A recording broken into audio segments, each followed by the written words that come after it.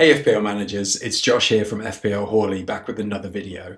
I scored 84 points in game week 10 and I'm now sitting at 230k overall rank. Rolling my transfer paid off and I avoided any major benching disasters, which is always a win.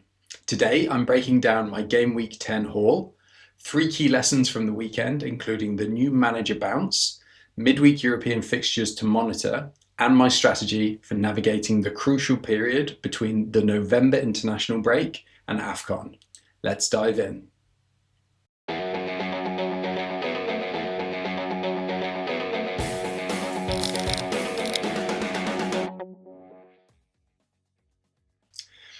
So I scored 84 points in game week 10, giving me a 118k green arrow to climb to 230k overall rank. And here's the thing that makes this even sweeter is that I actually rolled my transfer last week.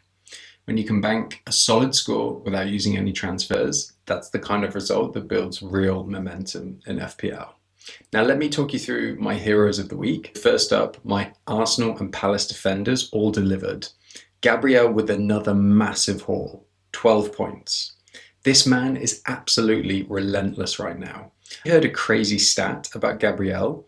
He has scored 55 points in the last 5 game weeks. That's more than Haaland over the same period. I'll just let that sink in. The man is an absolute beast at both ends of the pitch right now. And my Palace double up in defence with Richards and Munoz both returning with clean sheets. And that's the power of backing really good fixtures. Sometimes you just need to trust the process and let the fixtures work for you. And up front, all 3 of my strikers returned, which is exactly what I want to see.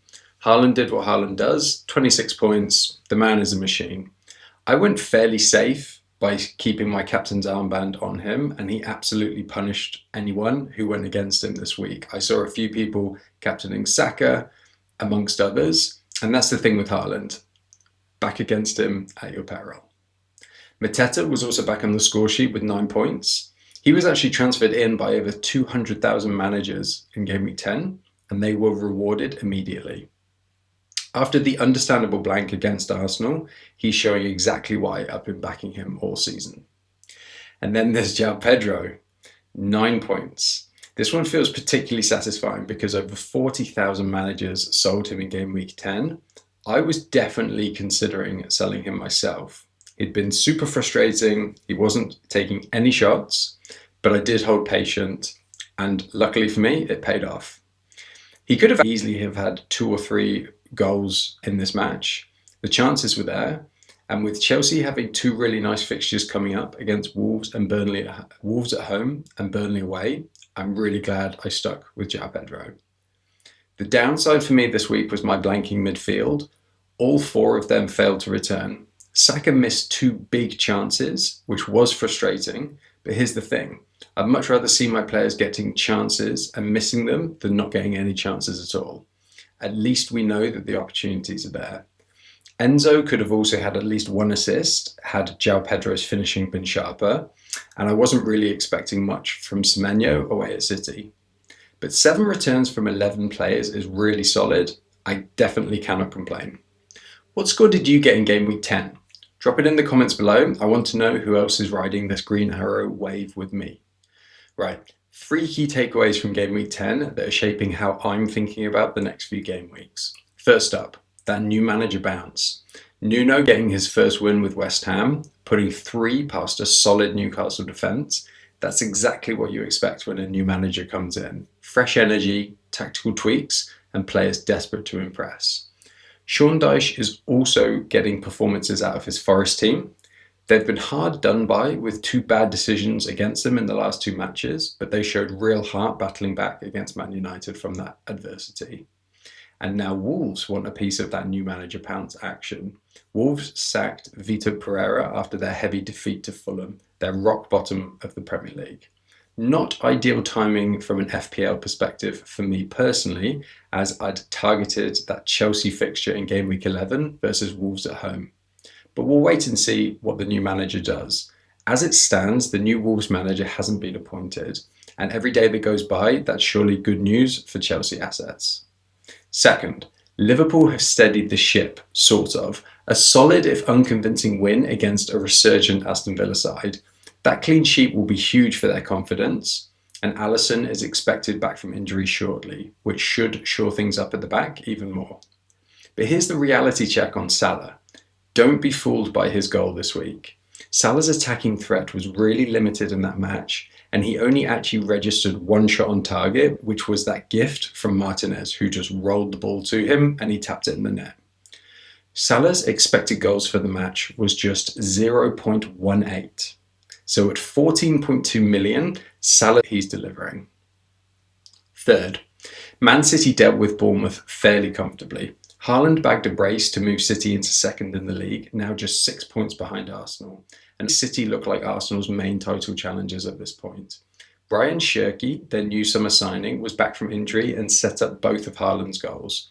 At just 6.3 million, Cherki is absolutely one to watch. He's definitely a wait-and-see option who could become a brilliant Reinders upgrade if his minutes become consistent. One to put on the watch list and keep on your radar. Now, some good news on the fixture front for managers like me who have no chips left.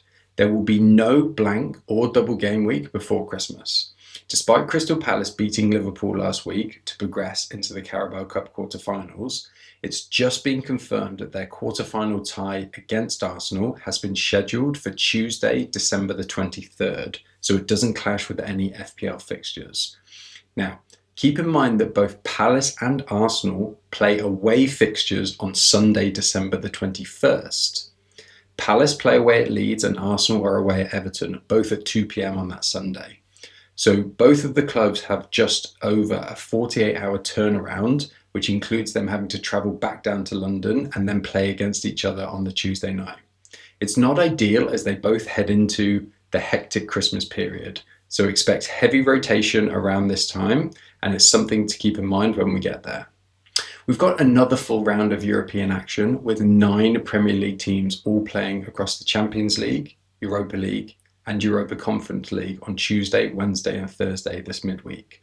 At the time of recording, Arsenal have just beaten Slavia Prague away, with Saka getting a penalty.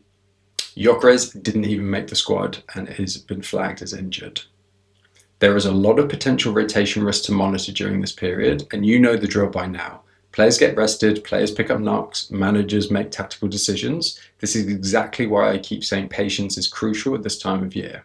And my advice remains the same. Hold your transfers until Friday at the earliest if you can, ideally after the press conferences. Let the European fixtures play out, see who gets rested, see who might pick up a knock, and then make your decisions based on actual information rather than speculation. Now for a quick check-in on my first half season strategy. For any new viewers to my channel, you're very welcome. Thank you for joining me. I took the aggressive approach this season and I used all of my chips by game week 6. So this block of 4 fixtures I highlighted between the October and November international breaks has absolutely flown by.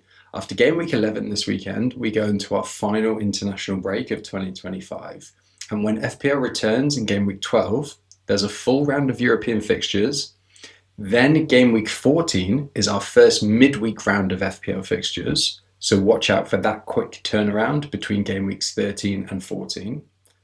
These condensed fixture periods are exactly why having transfers banked becomes so valuable.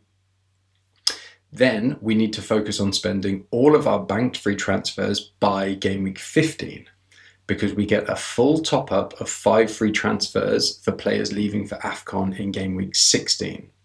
I will go into way more detail on my recommended strategy for navigating AFCON after the international break. But for now, just know that the plan is to build up your free transfers, use them strategically in game weeks 12 through 15, then take full advantage of the AFCON transfer refresh.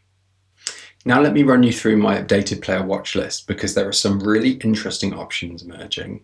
Starting with goalkeepers. I am considering selling Raya soon for either Petrovic at Bournemouth or Pope at Newcastle.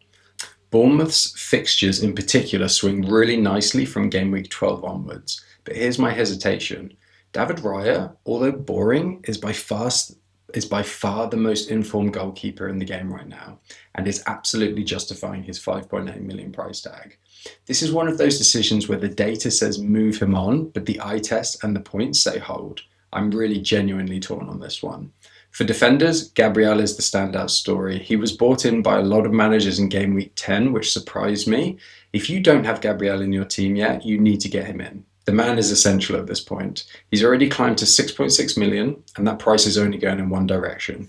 Every week you wait is costing you money and points. Reece James picked up another 7 points in game week 10 and is still looking excellent as a differential punt. Consecutive 90-minute performances for a player with his injury history is really great to see. And at 5.4 million, with Chelsea's 2 next fixtures looking very favourable, he could be a brilliant option. Now for midfielders, Mbeumo blanked in game week 10, but he's still the second most informed midfielder behind Casemiro, believe it or not. Man United's fixtures also swing really nicely now, and a United midfielder is definitely on my radar. But which one is the question? I'm torn between Mbeumo and Fernandes. And a shout out to Declan Rice, who delivered another all-round display in game week 10. Rice is averaging 7.7 points per game over the last 4 game weeks, and is easily outscoring Saka over that period. Could Rice be the Arsenal midfielder to own at just 6.8 million? With Arsenal's fixtures getting tougher over the coming weeks, they may rely on Rice's brilliant set-piece delivery even more, so Rice is definitely one to consider.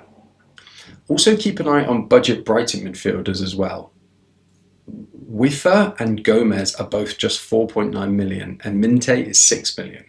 All three are in form, playing really well, and Brighton's fixtures are great from game weeks 12 to 15. If you need to free up funds elsewhere, these guys could be your enablers. For forwards, Mateta and Haaland for me are very template now.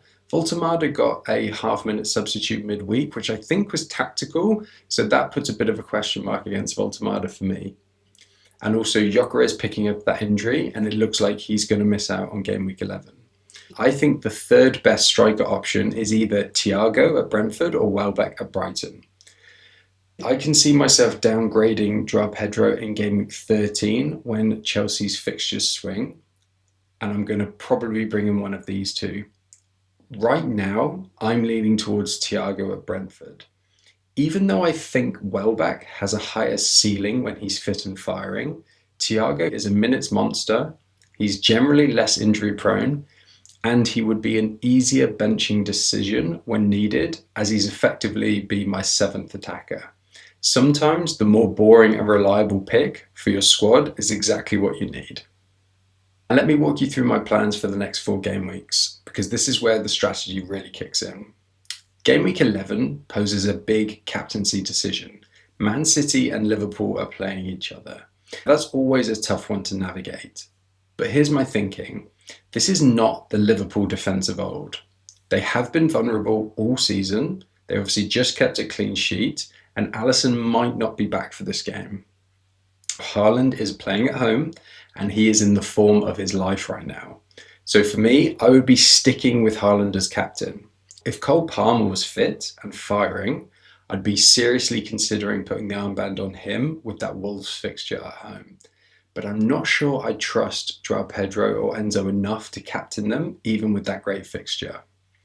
If I do decide to roll my transfer in game week 11, then I'll have to make one in game week 12 because I'll have hit my 5 free transfer limit. For who exactly, I'm still unsure. I will definitely see how the international break plays out. But in the long run, around game week 13, I want to move Pedro and Enzo on, but I'm definitely not looking to sell them before they have these 2 nice fixtures coming up. And as I mentioned earlier, if all goes to plan, I'll have 5 free transfers by game week 12, but I will need to have used all 5 of them by game week 15 to get the full AFCON transfer top-up in game week 16. So I may look to use my 5 free transfers in one hit for a mini wildcard strategy. That's something I'm going to ponder long and hard during the long, boring international break. Game week 13 looks straightforward enough. Haaland is an easy captain choice at home to Leeds. Arsenal play Chelsea away, which would be a fascinating tactical battle between Arteta and Maresca. Then game week 14 brings that first midweek round of fixtures. Arsenal at home to Brentford looks like a really good fixture, and Saka could be a good captaincy option there. What are your planned transfers for the next few game weeks? Drop your strategy in the comments below, how you're approaching this crucial period.